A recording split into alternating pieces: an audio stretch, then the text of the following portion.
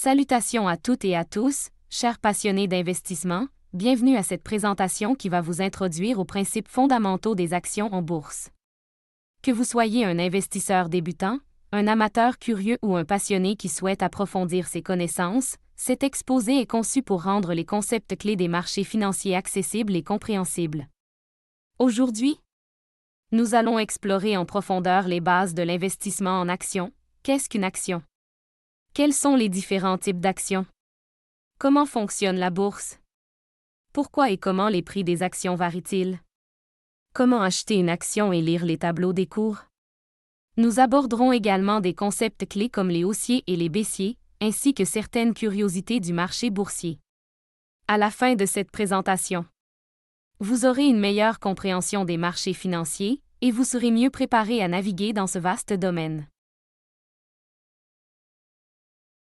Le monde de la bourse peut paraître intimidant au premier abord, mais il s'agit en réalité d'un marché structuré et organisé où les entreprises, les gouvernements et les investisseurs se rencontrent pour acheter et vendre des actifs financiers.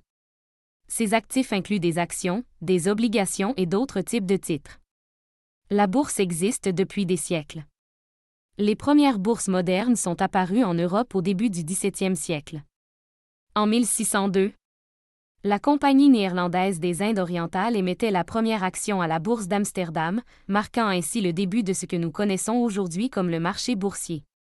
Depuis lors, les places financières se sont multipliées dans le monde, de New York à Tokyo en passant par Londres et Paris, avec des plateformes de plus en plus sophistiquées et des millions de transactions effectuées chaque jour. Pour comprendre la bourse, il est essentiel de comprendre ce qu'est une action. Une action est un titre de propriété qui représente une fraction du capital d'une entreprise. Lorsque vous achetez une action, vous devenez actionnaire de l'entreprise, ce qui signifie que vous possédez une partie de celle-ci. Cela vous donne certains droits, notamment le droit de vote lors des assemblées générales. Les actionnaires peuvent se prononcer sur des décisions importantes, comme l'élection des membres du conseil d'administration ou les fusions et acquisitions. Le droit aux dividendes. Les dividendes sont des parts des bénéfices de l'entreprise qui sont redistribués aux actionnaires, généralement sous forme de versements en espèces. Cependant, toutes les entreprises ne versent pas de dividendes, préférant parfois réinvestir leurs bénéfices dans la croissance de l'entreprise. Le droit à une part des actifs. En cas de liquidation de l'entreprise, les actionnaires ont droit à une part des actifs restants après remboursement des créanciers. Les actions sont généralement cotées sur une bourse, ce qui permet de les échanger facilement. Le prix d'une action peut fluctuer, souvent de manière importante, en fonction de nombreux facteurs que nous explorerons plus loin. Il existe principalement deux grands types d'actions. Actions ordinaires. Les actions ordinaires sont les plus courantes. Elles donnent aux actionnaires un droit de vote proportionnel à la quantité d'actions détenues et leur permettent de recevoir des dividendes si l'entreprise en distribue. Ce sont les actions les plus sensibles aux variations du marché, car leur valeur dépend directement de la performance de l'entreprise. Actions préférentielles. Les actions préférentielles fonctionnent différemment. Les détenteurs d'actions préférentielles ne disposent pas de droit de vote, mais en contrepartie, ils reçoivent souvent des dividendes fixes et prioritaires, c'est-à-dire qu'ils sont payés avant les actionnaires ordinaires.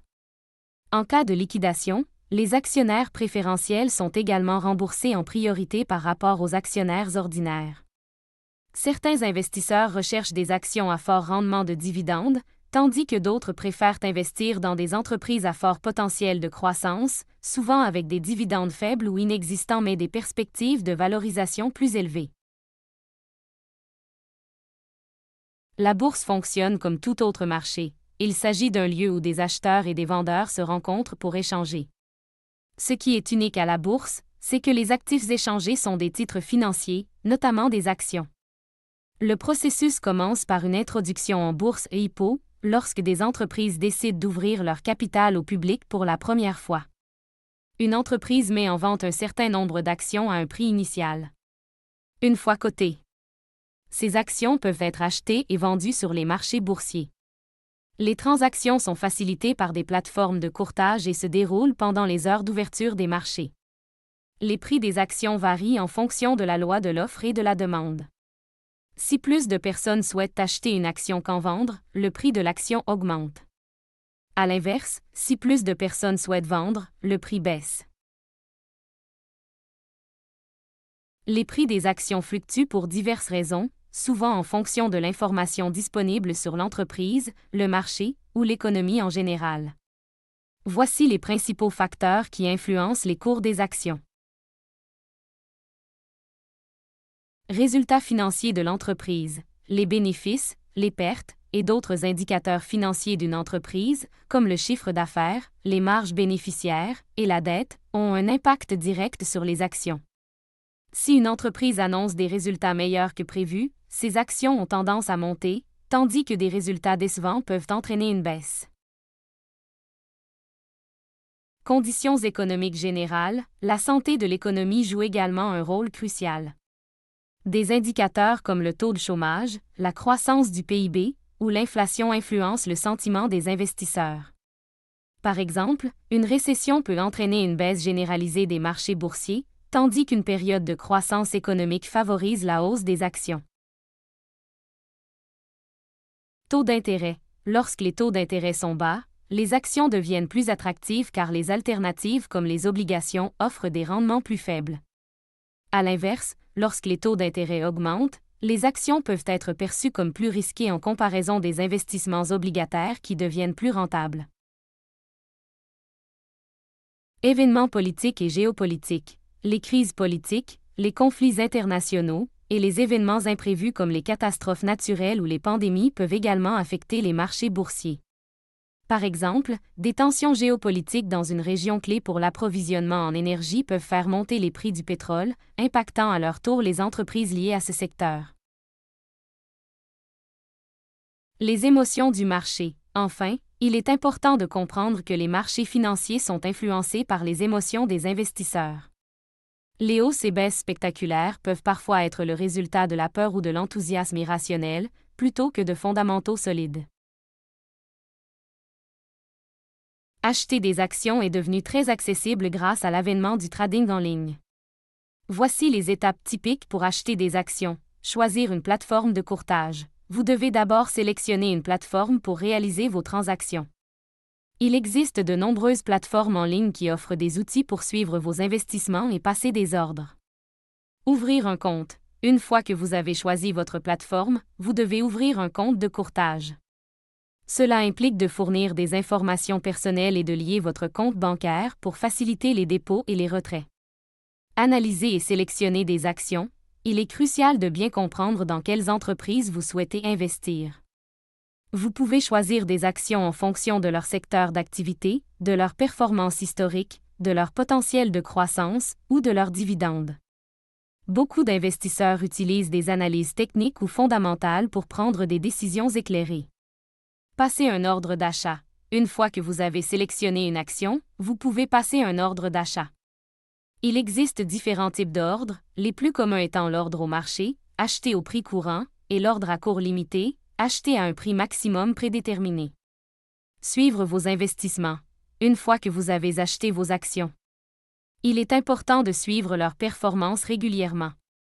Cela vous permettra de prendre des décisions éclairées sur la gestion de votre portefeuille, notamment s'il s'agit de vendre pour réaliser un profit ou couper des pertes.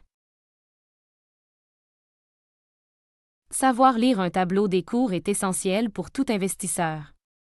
Voici quelques éléments que vous trouverez généralement dans un tableau des cours. Symbole de l'action. C'est un identifiant unique pour chaque entreprise, par exemple, MSFT pour Microsoft.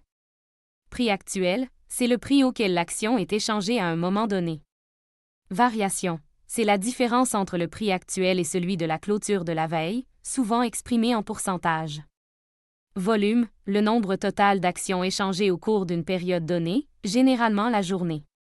Plus haut ou plus bas, ces indicateurs montrent le prix maximum et minimum atteint par l'action pendant la journée ou une période spécifique. Ces informations vous aident à comprendre l'état d'une action sur une période donnée et à identifier les tendances de marché. Dans le jargon boursier, vous entendrez souvent parler des termes haussiers et baissiers pour désigner différents types d'investisseurs. Les haussiers, ou bulles, sont optimistes quant à l'avenir du marché. Il croit que les cours vont augmenter et cherche à acheter des actions pour les revendre plus tard à un prix plus élevé. Les baissiers, ou bears, à l'inverse, anticipent une baisse des cours. Ils peuvent vendre des actions qu'ils ne possèdent pas encore dans l'espoir de les racheter à un prix inférieur plus tard, une stratégie connue sous le nom de vente à découvert. Outre ces termes, vous entendrez également parler de krach boursier, chute brutale des cours ou de bulles spéculatives lorsque les prix d'actifs montent de manière déraisonnable, pour ensuite s'effondrer. Voilà donc une introduction complète à l'univers des actions et des marchés financiers. L'investissement en bourse peut être passionnant, mais cela nécessite une bonne compréhension des mécanismes du marché, des stratégies d'investissement solides et une gestion rigoureuse des risques. Si vous avez aimé cette présentation et que vous souhaitez en savoir plus sur des sujets tels que l'histoire de la bourse, l'analyse technique ou comment constituer un portefeuille diversifié, n'oubliez pas de vous abonner et d'activer les notifications pour être informé de nos prochaines vidéos. Un grand merci à tous pour votre attention, et à très bientôt pour de nouvelles aventures financières.